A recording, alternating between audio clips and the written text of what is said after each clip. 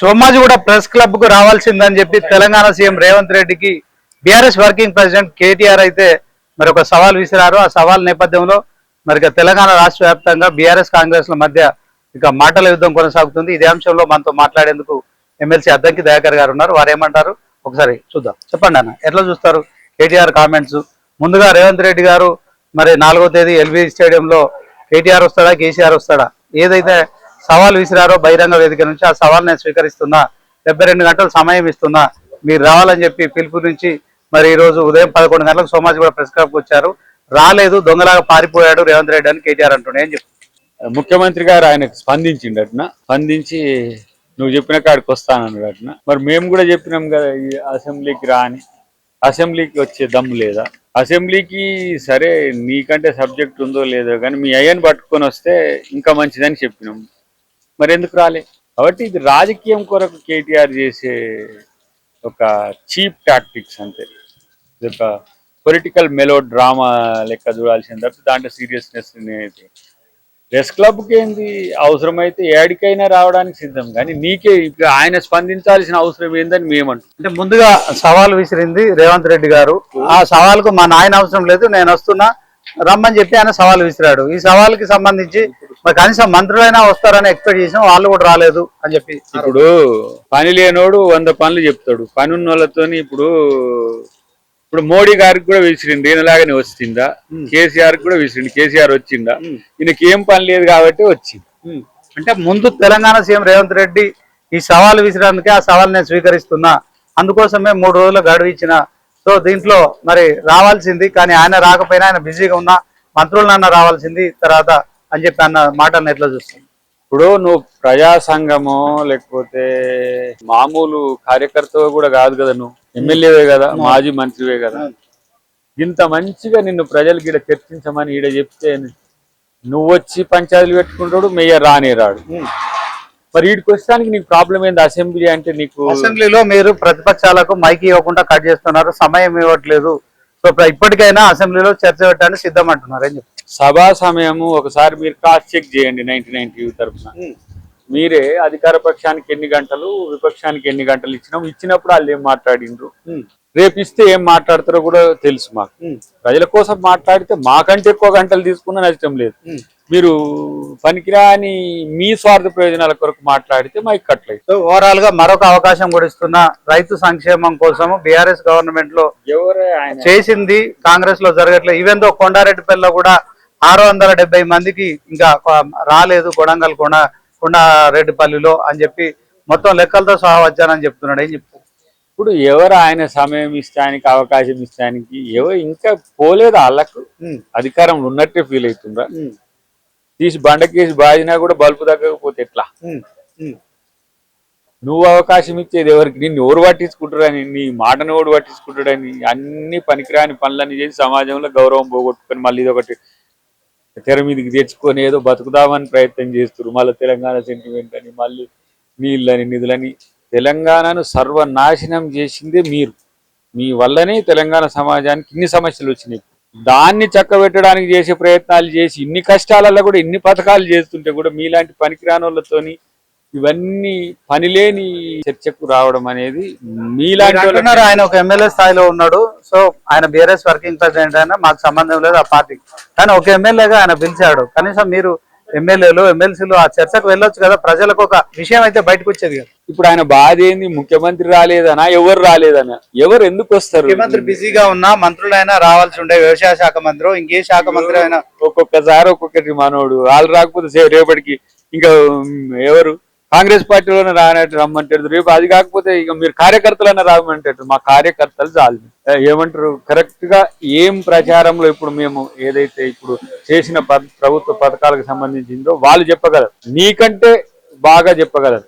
కానీ ఇలా పోటీ నీకు నువ్వే పెట్టుకున్నావు, నువ్వే ఓడిపోయిన. రేవంత్ రెడ్డి గారు బహిరంగ వేదిక నుంచి సవాల్ విసిరడంతోనే ఆ సవాల్ను నేను స్వీకరిస్తున్నా అని చెప్పి చెప్తున్నాడు. దీనికి ఏం చెప్తారు? రేవంత్ రెడ్డి గారు సవాలు విసిరింది మోడీ గారికి, కేసీఆర్ గారికి. దాంట్లో పుసుక్కున ఈయన మాటలను ఇప్పుడు ఏదో పనికిరాని ఏది ఇటాటోళ్ళు మరి దీంట్లో చర్చించడానికి నీకు వచ్చిన ప్రాబ్లం ఏం చెప్పని అడిగినరా మీరేమన్నా ఆయన చట్టసభ దీంట్లో కంటే మీరు మళ్ళా అది ఏది అసెంబ్లీలో అయితే సమయం ఇస్తలేదు అదే అబద్ధాలు ఆడడానికి ఈడ అవకాశం ఉండదు కాబట్టి బయటనైతే ఇష్టం వచ్చినట్టు మాట్లాడచ్చు చాలా సోషల్ మీడియాలో మాట్లాడినట్టు మాట్లాడచ్చు వాళ్ళ ట్రోల్ టీమ్స్ మాట్లాడినట్టు 100 రోజుల్లో మీరు 6 గ్యారెంటీలు అమలు చేస్తా అన్నారు. ఇప్పుడు 500 రోజులు దాటిపోయింది, ఏడాదిన్నర అవుతుంది. ఇప్పటికి కూడా ఆ 6 గ్యారెంటీల అమలు ఊసెత్తలేరు మీరు. ఇట్లాంటికి సమాధానం పనికిరాని అందుకనే గాలి మాటలు ఉంటాయని ఆడికి గట్లాంటికి ఎవరు స్పందించండి. మళ్ళా నేను ఇవన్నీ చెప్పుకుంటూ రావాలా నేను చేసిన రోజు చెప్తూనే ఉన్నా అవి చూసి తెలుసుకోకపోతే. హరీష్ రావు కూడా మరి లక్షలాది మంది రైతులతో ప్రజలతో కలిసి కన్నపల్లి దగ్గర మోటార్ లాంచ్ చేస్తాం, ఇప్పుడు ఆ మోటార్ల ద్వారా 2 టీఎంసీల నీటిని ఎత్తిపోసేందుకు అవకాశం ఉంది అంటున్నారు. ఏడబోయాలి అవన్నీ ఎత్తిపోసి తెలంగాణలో 20 జిల్లాలకు ఏడబోయాలను కన్నెపల్లి నుంచి ఎత్తిపోసేది ఆయన అడుగు ఒకసారి. కన్నెపల్లి నుంచి ఎత్తిపోసే ఎన్ని కనెక్టివిటీ మీకు లొకేషన్స్ ఇప్పుడు రెడీ అయి ఉన్నాయి, ఎన్ని ప్యాకేజెస్ కంప్లీట్ అయి ఉన్నాయి. మీ దానిక తెచ్చిపోసుకుంటానికి కొండపోచమ్మ రంగనాయకమ్మ తప్పితే దేనికన్నా ఉందా? కన్నెపల్లి పంప్ హౌస్ ఎత్తిపోసి ఈయన పొలానికి నీళ్లు పోతానికి ఆయన పొలానికి నీళ్లు పోతానికి ఇది తప్పితే ఇంకోటి ఏదన్నా ఉందా? రాష్ట్రంలో ఉన్న రిజర్వాయర్లన్నీ నింపొచ్చు, ఆ 2 టీఎంసీల నీటిని వృధాగా సముద్రంలో పోతున్నాయి వరద జలాలు. కంప్లీట్ అయిన అంటున్నా 100% కంప్లీట్ అయిన ప్యాకేజెస్ చెప్పమంటున్నా. 11 ప్యాకేజెస్ ఏవైతే ఉన్నాయో ఎక్కడ కంప్లీట్ అయినాయి అంటున్నా. వాళ్ళు అబద్ధాలు ఆడడానికి పోటీ పడుతున్నారు బావబామ్మర్దులు.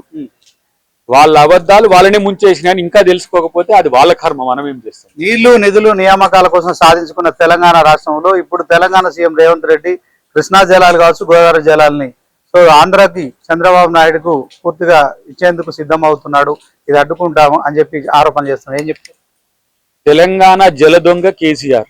కొత్తగా చెప్పేది ఏముంది? జగన్ ఉన్నప్పుడు జల దొంగతనానికి ఊతమిచ్చిందే కేసీఆర్ అని ఆయన మాటల్ని విన్నాక ఇంకా మీరు ఈ ప్రశ్న నన్ను అడగడం అంటే మీరు దాని మీద అవేర్ లేనట్లే.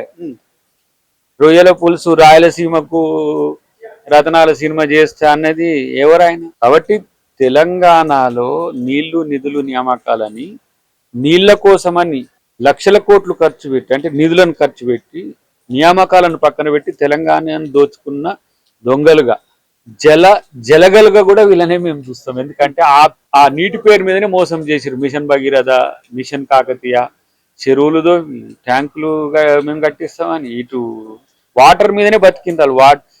జలగలుగా మొత్తం తెలంగాణ సమాజాన్ని పీల్చి పుట్టి చేసిన వాళ్ళే ఇలా కేసీఆర్ కుటుంబం. అందుకనే ఫోన్ ట్యాపింగ్ చేసినా కూడా వాళ్ళకి గెలవలేకపోయింది. ఫోన్ ట్యాపింగ్ చేయకపోతే మాకు 100 సీట్లు వచ్చినట్టు ఇంకా చెప్తున్నారు ఎవరో మిత్రులు. కాబట్టి ఇట్లాంటి అకృత్యాలకు పాల్పడే వాళ్ళకి అట్లాంటి ఫలితాలే ఉంటాయి. కాబట్టి మేము చాలా కేటగిరికల్ గా ఉన్నాం.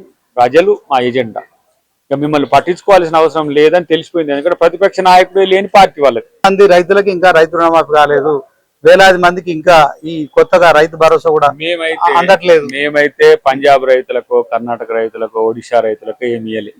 మేము ఇచ్చిన 21,000 కోట్లు 1 సంవత్సరంలో తెలంగాణ రైతులకే ఇచ్చినాం. రైతు భరోసా పడి రైతులు సంతోషంగానే ఉన్నారు. అయ్యా ఇట్లనే కంటిన్యూ చేయరంటే పైసల దొంగలు పడి ఇంతకు ముందు ఇట్లా అయిందయ్యా, పైసలు అన్ని నుంచో కష్టాలు పడి తెస్తామని వాళ్ళు నొప్పించుకుంటున్నాం.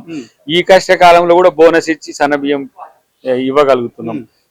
500 రూపాయలు సబ్సిడీ ఇస్తున్నాము, 200 యూనిట్లు ఫ్రీ కరెంట్ ఇస్తున్నాము, ఫ్రీ బస్ ఇస్తున్నాము. ఇంకా ఫ్రీ బీస్ వద్దని మళ్ళీ వీళ్ళే కొంతమందితో అనిపిస్తారు. ఫ్రీ బీస్ ఎందుకు? మనం ఇప్పుడు 2500 మైళ్ళకి అనుకుంటున్నాము, లేకపోతే తులం బంగారం ఇట్లాంటివి ఉన్నాయి. మళ్ళీ అవి ఎందుకు ఇస్తున్నారు మళ్ళీ వీళ్ళే అంటారు. ఇప్పుడు ఉచిత బస్ అని వాళ్ళు కూడా పెట్టారు కదా, మనం ఇచ్చేసరికి మీరు దాంట్లోకి బ్రేక్ డాన్స్ వేసుకొని అంటున్నారు లేడీస్. అంటే లేడీస్ పట్ల వాళ్ళకున్న కమిట్మెంట్ అది. కాబట్టి మీరు ఎన్ని చెప్పినా ఏది చేసినా ప్రభుత్వం ఎన్ని కష్టాలు పడైనా ప్రజలకు ఇచ్చిన హామీల విషయంలో వెనక్కి తగ్గం. ఇట్లాంటి పొలిటికల్ డ్రామారావు గారు చేస్తే ఎవరిని పట్టించుకోరు. రేపు రిలేటివ్ పాలిటిక్స్ లో కూడా నువ్వు డిక్లైన్ అవుతావు అనేది తెలుసుకుంటే మంచిది. 10 ఏళ్లలో మేము రైతుల కోసం 77,000 కోట్లు ఇచ్చాము, కాంగ్రెస్ కేవలం 20,000 కోట్లు కూడా ఇవ్వలేదు ఇంతవరకు ఆరోపణ లేదు. దీనికి అది ఆధారం లేకుండా గాలికి మాట్లాడుతున్నారు దాని మీద.